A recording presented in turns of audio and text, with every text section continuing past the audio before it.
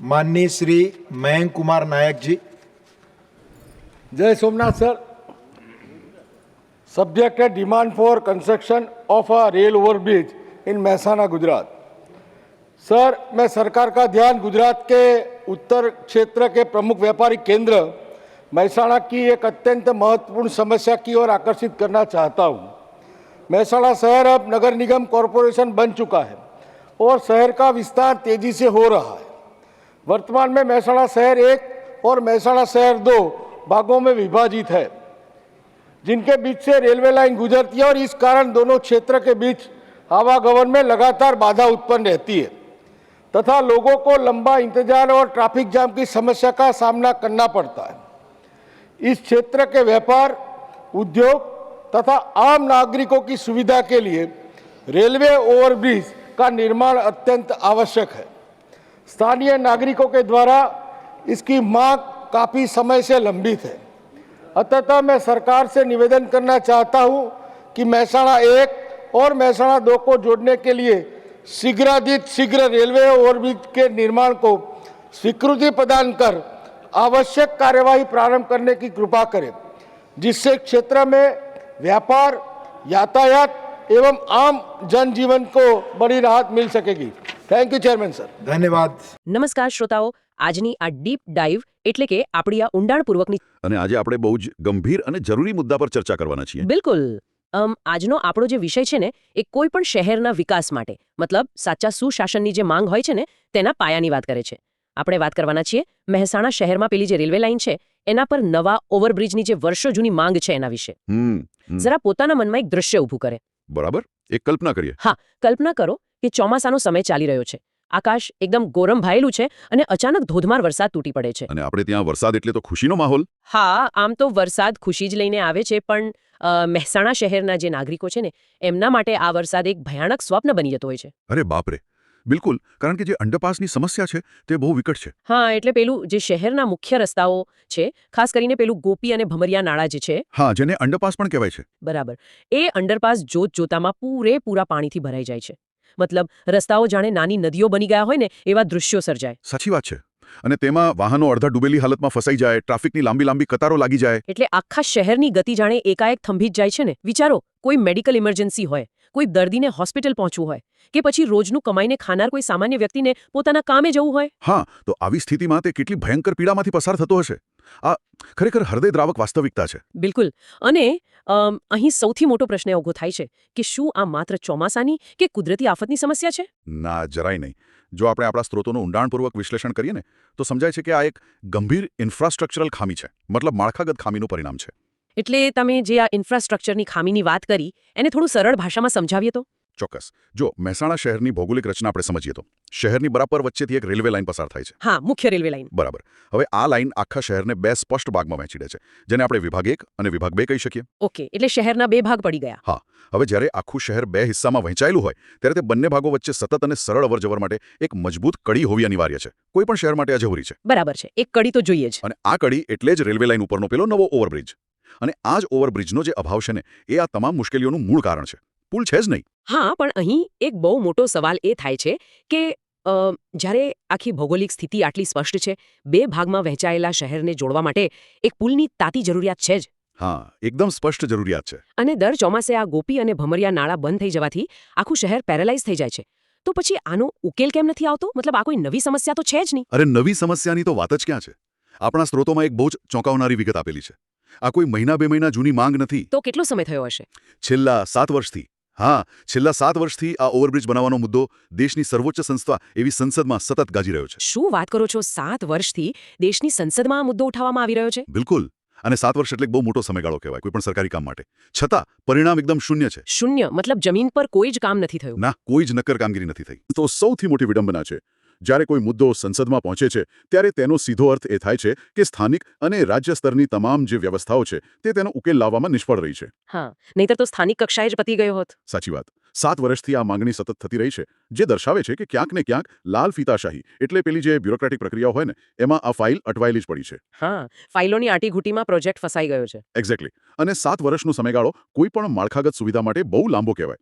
આટલા સમયમાં તો કદાચ કોઈ આખું નવું શહેર વસાવી શકાય. હાલના જે રાજ્યસભાના સાંસદ છે મયંકભાઈ નાયક, એમના દ્વારા આ જ મુદ્દે સંસદમાં બહુ જ મજબૂત નવી રજૂઆત કરવામાં આવી છે. અચ્છા, મયંકભાઈ નાયક દ્વારા. હા, તેમણે સ્પષ્ટ શબ્દોમાં સરકારનું ધ્યાન દોર્યું છે કે જ્યારે વરસાદ પડે છે ત્યારે આ નાળાઓમાં પાણી ભરાઈ જવાથી નાગરિકો માટે વિભાગ 1માંથી વિભાગ 2માં જવું લગભગ અશક્ય બની જાય છે. શાંત અને તાર્કિક અવાજમાં તેમણે આખી વાત સંસદમાં મૂકી છે. હા, પણ અહીં નોંધવા જેવી બાબત એ છે કે આ રજૂઆત માત્ર વર્તમાન સાંસદે જ કરી હોય એવું તો નથી ને? મતલબ શું આની પહેલા કોઈ અવાજ નહોતો ઉઠાવ્યો? 77 વર્ષથી માંગ છે તો બીજા કોઈ સાંસદ હતા જ ને? બિલકુલ ઉઠાવ્યો તો.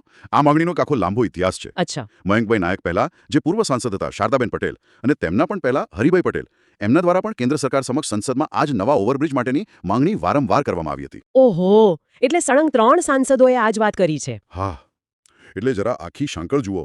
અલગ અલગ સમયે અલગ અલગ જનપ્રતિનિધિઓએ એક જ અવાજ, એક જ માંગણી દેશની સંસદમાં ઉઠાવી છે.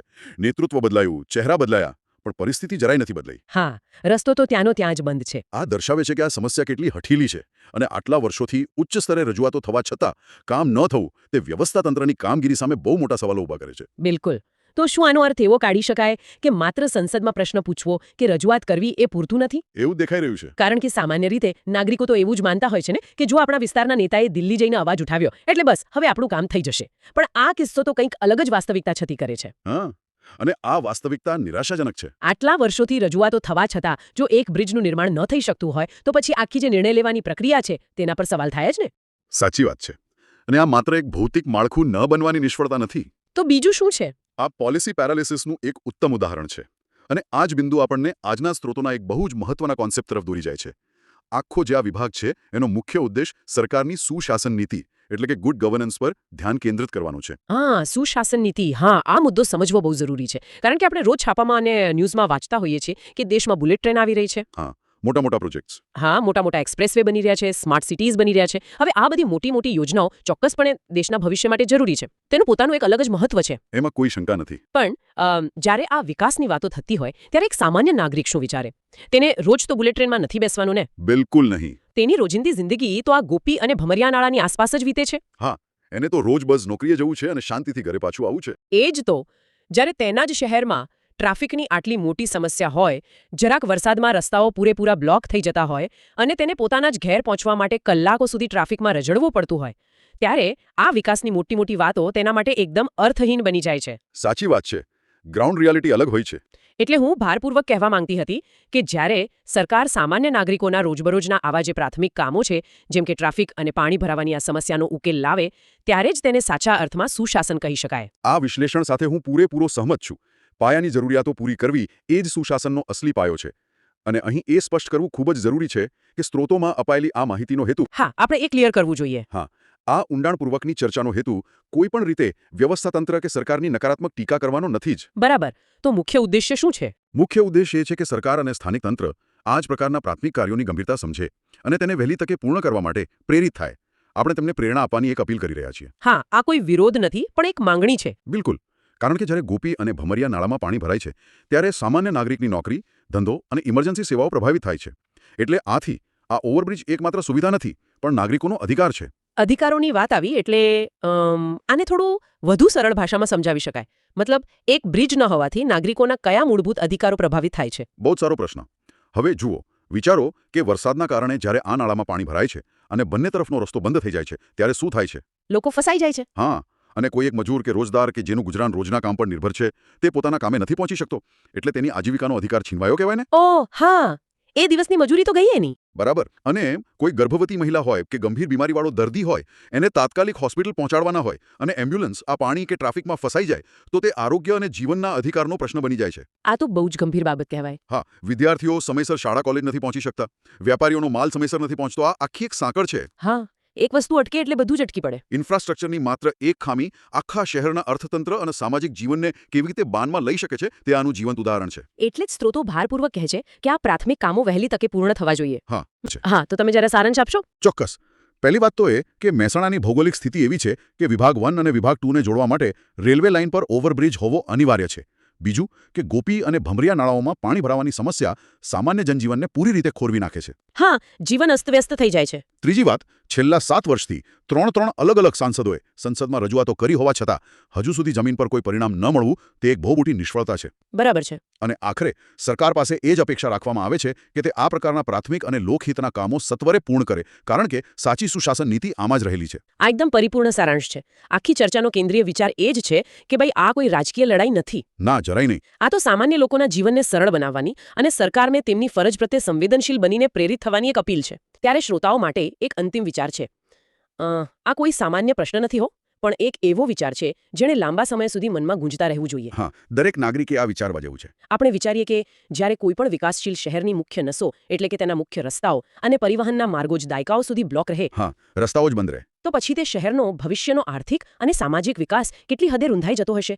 પેલી બે રૂમ વચ્ચે બંધ પડેલી પરસાળની જેમ શું આખા શહેરની પ્રગતિની ગતિ અટકી નથી જતી? હા, બહુ ઊંડો વિચાર છે આ. જો આજે આપણે જાગૃત નહીં થઈએ તો ભવિષ્યની પેઢીઓને કેવું ઇન્ફ્રાસ્ટ્રક્ચર વારસામાં આપીશું? આ ખરેખર મનોમંથન માંગી લે તેવો વિચાર છે. શહેરના રસ્તાઓ એ માત્ર ડામર કે સિમેન્ટના પટ્ટા નથી હોતા. ના, બિલકુલ નહીં. તે તો આખા શહેરના વિકાસને વહન કરતી રક્તવાહિનીઓ છે, નસો છે. અને જો નસો જ બ્લોક હશે તો શરીર કેવી રીતે સ્વસ્થ રહી શકે? વાહ, બહુ જ સચોટ વાત. અને આવી જ રીતે સ્થાનિક સમસ્યાઓ, તેમના કારણો અને ઉકેલો વિશે હંમેશા માહિતગાર રહેવું પણ એટલું જ જરૂરી છે.